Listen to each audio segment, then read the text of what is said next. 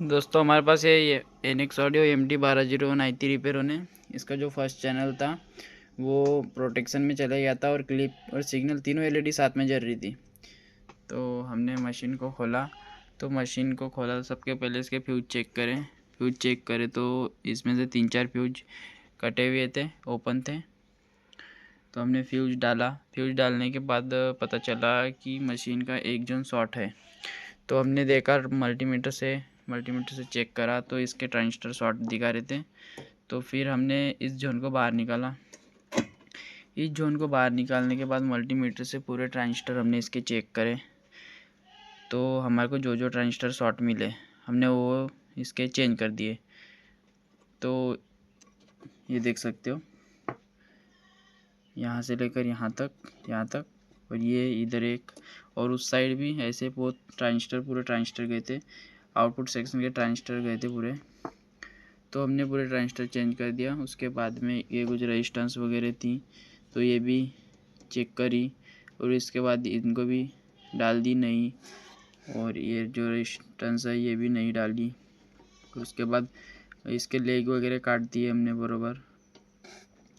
और जो यहाँ पर पेस्ट लगता है जो ऐसा काला काला, हमने उसको भी घस दिया ताकि यहाँ पर एक्स्ट्रा वो क्या होता है दोस्तों, तुरंत में कुछ होता नहीं, लेकिन जैसे वो पुराना होता है वैसे वहाँ रेजिस्टेंस बन जाता है एक, तो उसके फॉल्ट आने की चांस ज़्यादा होती है फिर। तो हमने वो भी कर दिए। उसके बाद मशीन को हमने लगाए तो मशीन तो ऑन हुई, पर एक साइड डायरेक्ट सप्लाई आ रही थी। डायरेक्ट जो HV सप्लाई है उसमें से, जैसा HV सीरीज़ में इसकी 121 आ रही थी, तो डायरेक्ट 90 वोल्टेज आ रहे थे यहाँ पर। और इसके बेस पर भी वोल्टेज आ रहे थे। बेस पर लो सप्लाई आ रही थी और इसके कलेक्टर पर 90 वोल्टेज आ रहे थे, यानी थोड़ा सा बढ़ के आ रही थी सप्लाई यहाँ पर इसके कलेक्टर पर। तो हमने फिर इसको चैनल को बाहर फिर से बाहर निकाला चैनल को। तो चैनल को बाहर फिर हमने मल्टीमीटर से चेक किया तो क्या ख़राब है घर के लिए। तो हमारे को वो एक 1837 ख़राब मिला उस साइड का, और ये 340 350 चेक करा तो ये तो सब सही दिखा रहा था। और फिर हमने यहाँ पर देख सकते हो आप, एक 3.6 वोल्ट का एक झीनर डायोड लगता है। तो हमने इसको भी चेंज करा, ये भी ख़राब था, शॉर्ट था, तो हमने इसको भी चेंज करा। उसके बाद हमने चेक करा तो फिर हमने फिर से और एक बार चैनल मशीन में लगा दिए। फिर मशीन तो ऑन भी हो गई। बेस पर ड्राई वोल्टेज बाइसिंग वोल्टेज बन गए प्रॉपरली। ये 3.3 ओम्स की रेजिस्टेंस पे दोनों साइड 330 मिली वोल्ट बन गए प्रॉपर। तो हमने फिर मशीन का साउंड चेक करा तो साउंड वगैरह तो आ रहा था दोस्तों, लेकिन क्या हो रहा था कि इसमें जो एक साइड जो लो सप्लाई आना चाहिए स्टार्टिंग में, वहाँ पे 90+ आ रहा था वोल्टेज, यानी LV सप्लाई आना चाहिए तो वहाँ पे हाई HV सप्लाई आ रही थी। फिर हमने चेक करा तो इसके जो क्लासेस सेक्शन था इसमें ट्रांजिस्टर वगैरह सब चेक करे तो हमने सब ओके था। तो हमने क्या किया, फिर हमने इसका जो क्लासेस सेक्शन, इतना सेक्शन काम करता है क्लासेज के लिए, और यहाँ पर वो जो 47 93 18 37 जो लगे रहते वो भी इसी का भाग होता है। तो हमने फिर उसमें से चेक करा तो यहाँ पर मेरे को एक 16K की रेजिस्टेंस ओपन मिली। तो हमने उस 16K की रेजिस्टेंस भी डाल दी। अब प्रॉपरली यहाँ पर जो वोल्टेज बनना चाहिए, LV सप्लाई बनना चाहिए, वो आ गई। तो इस तरह हमने इस मशीन को रिपेयर कर दिया है।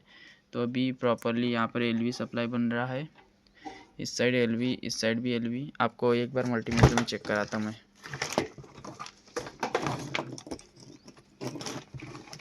दोस्तों अगर आप इस काम में कुछ आपको नॉलेज हो तभी आप इस काम को हाथ लगाए, अन्यथा मशीन के छेड़खानी न जाए, नहीं तो आपकी मशीन रिपेयर होने की उल्टी बिगड़ जाएंगी।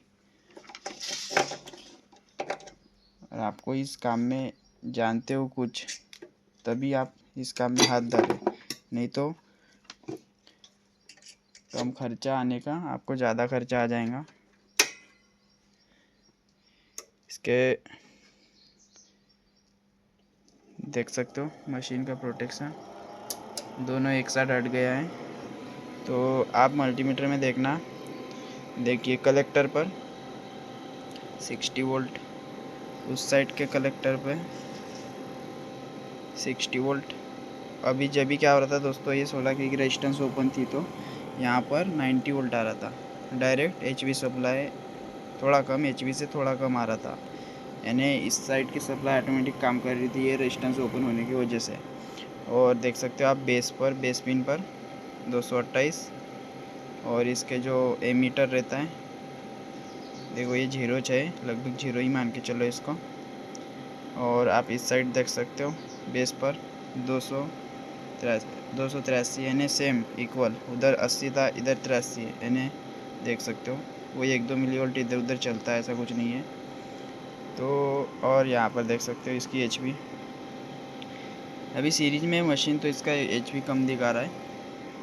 और आपको उस साइड की भी एचपी सप्लाई चेक कराता हूँ, देख सकते हो प्रॉपरली अब मशीन की सप्लाई मैंने चेक कर दिया हूँ। अब मशीन में स्पीकर वगैरह सब कनेक्ट कर दिया हूँ मैंने। अब आपको ऑडियो सुनाता हूँ इसका।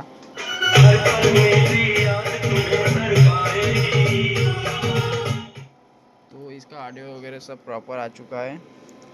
तो आप भी इस तरह मशीन रिपेयर कर सकते हो, पर बात ऐसी है कि आपको अगर इस काम में नॉलेज हो तभी आप मशीन के छिड़कानी जाए, नहीं तो आप मशीन को किसी टेक्नीशियन के पास ले जाए, वो बरोबर रिपेयर करके दे देंगे। और देख सकते हो ये डायोड मैंने ऊपर से लगाया, ऊपर से सोल्डर किया हूँ मैंने, कुछ नहीं होता, चलता है ऐसा।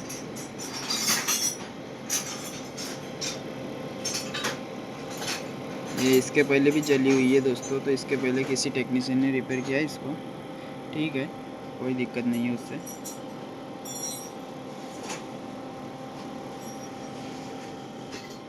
ये ओरिजिनल MT1201 है दोस्तों, पर इसमें जो चैनल लगाया हुआ ये किसी ने चेंज करा है चैनल, तो ये कॉपी वाला चैनल है, मास्टर कॉपी यही है।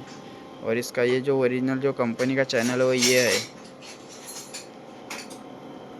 इस चैनल को आप देख सकते हो कितना डार्क है, नीला है, डार्क ब्लू, और इसका थोड़ा सा ब्लू कम है।